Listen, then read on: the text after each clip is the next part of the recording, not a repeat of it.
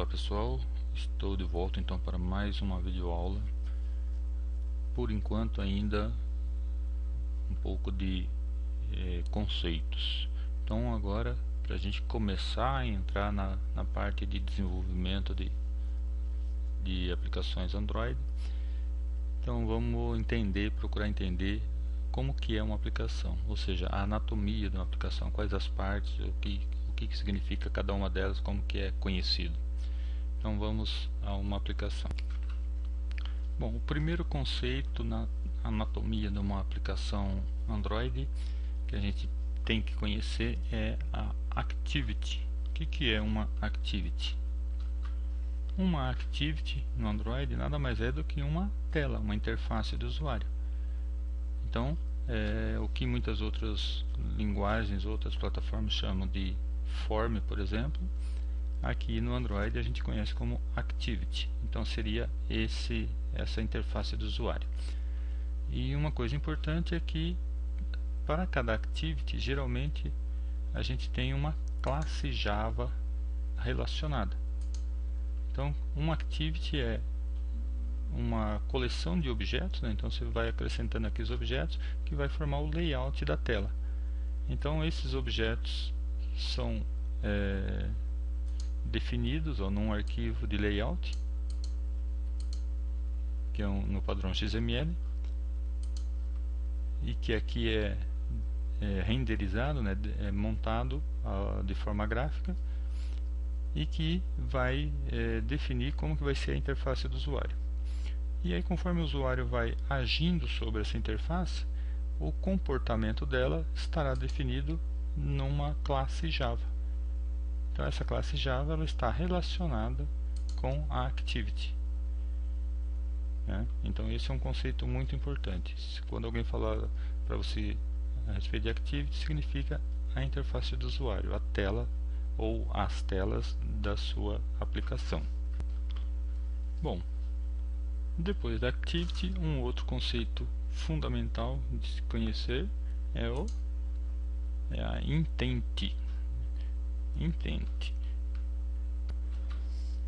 A intent, a gente poderia definir mesmo como intenção. Então, não é a sua aplicação que executa as ações. A sua aplicação ela manifesta a intenção de executar determinada coisa, de chamar uma outra aplicação, por exemplo. Mas quem executa de fato é a máquina virtual do Android, né? Então a gente poderia estudar um pouco melhor a arquitetura da plataforma Android para entender melhor como que isso funciona.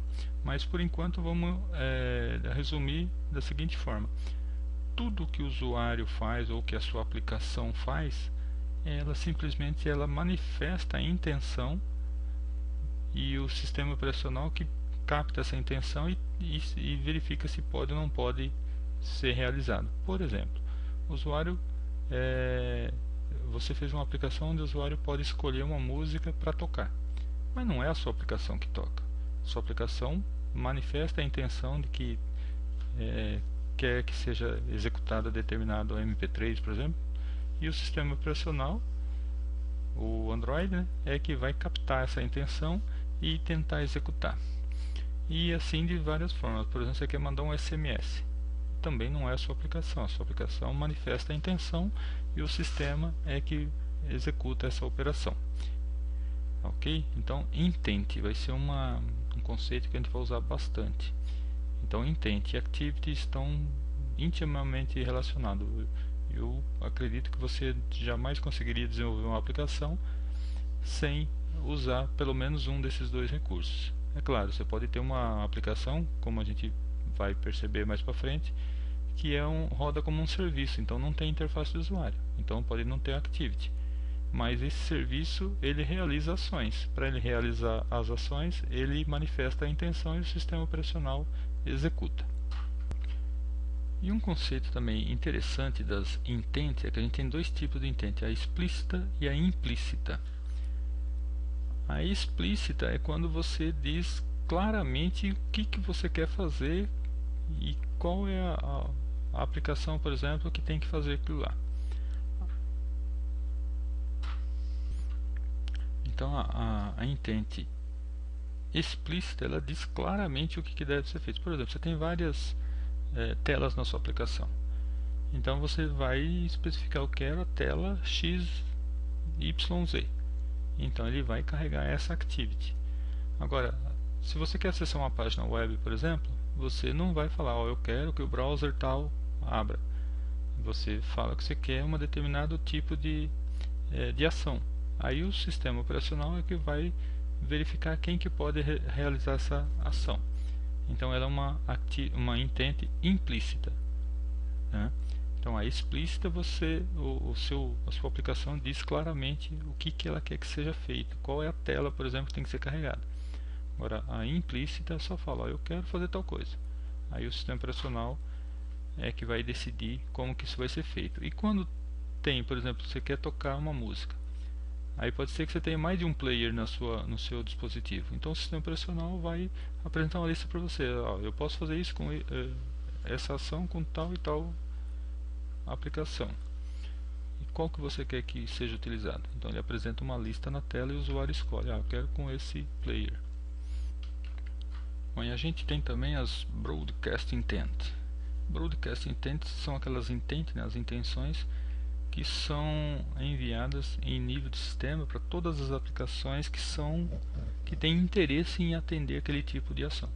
Então, às vezes a sua aplicação vai fazer alguma coisa, então ela manda a intenção, e aí todas as aplicações que são capazes de realizar aquela ação, elas podem responder a essa intenção. Então isso é chamado de Broadcast Intent.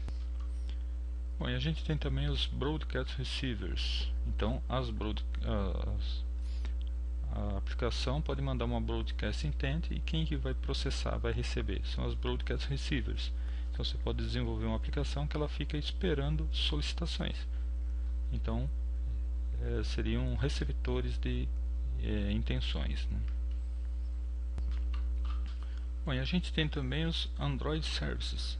Android Services são aplicações que ficam rodando no background, né, que não possui interface do usuário.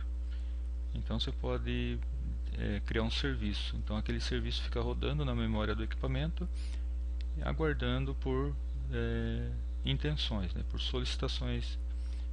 E aí ele capta essa intenção e pode executar. Por exemplo, vamos imaginar que você queira fazer uma aplicação que intercepte toda ligação que seja feita. Então ele pode ficar rodando na memória, e toda vez que o usuário usar essa aplicação, ele poderia interceptar isso. Então o usuário não vai ver, não tem uma activity, não tem uma tela, uma interface do usuário. Fica rodando no background, né? Como se fosse um processo no Windows, no Linux em geral. E é um processo, né? Bom, e a gente tem também os Content Providers. Por exemplo, você pode fazer uma aplicação, e nessa aplicação o usuário pode escolher um contato. Esse contato é mantido por uma outra aplicação. Então essa outra aplicação é um Content Provider. Ela provê conteúdo. Então você pode também criar uma aplicação que o objetivo dela é prover conteúdo para outras aplicações, né? Então seriam Content Providers. Bom, a gente vai ver também que tem um item que é indispensável, que é o Application Manifest. É um arquivo XML. Então é nesse arquivo XML que é definido tudo o que a sua aplicação faz, todas as permissões que ela precisa. Por exemplo, quando você instala uma aplicação, e a hora que você vai instalar, ele fala lá: essa aplicação precisa de acesso à internet, por exemplo. Então essas permissões, elas são definidas nesse arquivo de manifesto. Então lá são definidos diversos recursos da sua aplicação, e o sistema operacional, o Android, usa isso para saber o que fazer e como fazer, tá? Então esse é o obrigatório. Quando a gente cria o projeto, ele já cria um arquivo de manifesto, e aí conforme a gente vai desenvolvendo, a gente vai colocando as informações nesse arquivo. Bom, além do arquivo de manifesto, do bytecode, né, que é a sua aplicação compilada na linguagem nativa do processador, Existem também o Application Resource. Application Resource são os arquivos que contêm as strings, as imagens, os sons, tudo que faz parte da sua aplicação, né? Então isso daí geralmente fica na pasta res da sua aplicação. Se você olhar lá na estrutura de arquivos do seu projeto, vai ter uma pasta res, resource. Então é lá que ficam todos esses arquivos. Então esses daí são chamados Application Resource. Bom, e finalmente a gente tem um item que é o Application Context. Então a combinação dos recursos, das resources da sua aplicação com o arquivo de manifesto, e também quando a gente compila a aplicação é gerado um arquivo chamado R, que a gente vai ver depois nas próximas aulas. Nesse arquivo r.java tem referências, né, a todos os componentes da sua aplicação, a todas as classes, todos os objetos da sua aplicação. Então, combinando esse arquivo R, que tem a referência a todos os componentes da sua aplicação, com o arquivo de manifesto e os recursos, tudo isso junto forma o que a gente chama de Application Context. Então isso é gerenciado pelo Android Context, pela classe Android Context. Então através dessa classe a gente define tudo que está acessível, né, que faz parte do contexto da sua aplicação e que pode ser referenciado até por outras aplicações também. Então isso daqui é uma coisa menos aparente, mas é um conceito que está por trás de todas as aplicações. Um outro assunto que seria interessante conhecer é a arquitetura da plataforma Android. Então eu só vou fazer um comentário aqui, mas seria interessante que cada aluno que esteja interessado em se aprofundar melhor dê uma estudada. Então encontra muito esse desenho, né, esse esquema na internet, alguns até com mais detalhes coloridos. Então aqui é para mostrar que por baixo de tudo está o kernel do Linux. Então o Android foi desenvolvido a partir do kernel 2.6 do Linux. Então o que é? Ele é o sistema operacional, aquele que provê serviço, controla, por exemplo, a parte de display, o Wi-Fi, áudio, né, câmera, controle de bateria, então, memória e tudo mais, e os processos que estão rodando. Então isso daqui é a base de tudo. Aí em cima disso tem o Android Runtime, que é a máquina virtual chamada Dalvik, D-A-L-V-I-K, Dalvik. É uma VM melhorada, otimizada para equipamentos portáteis, né? Então que tem pouco memória, bateria que é crítico, né? Que não pode gastar muito. Então ela é otimizada. Todo o sistema Android é otimizado para dispositivos móveis. Então essa máquina virtual ela é otimizada para esse tipo de equipamento. Bom, aí nesse nível aqui você tem o Android Runtime, que é a máquina virtual, e ele tem já várias bibliotecas. Isso não depende do programador, de você programador, já é parte do Android. Então tem várias bibliotecas que é utilizado pela VM e que nas nossas aplicações a gente pode fazer referência a essas bibliotecas.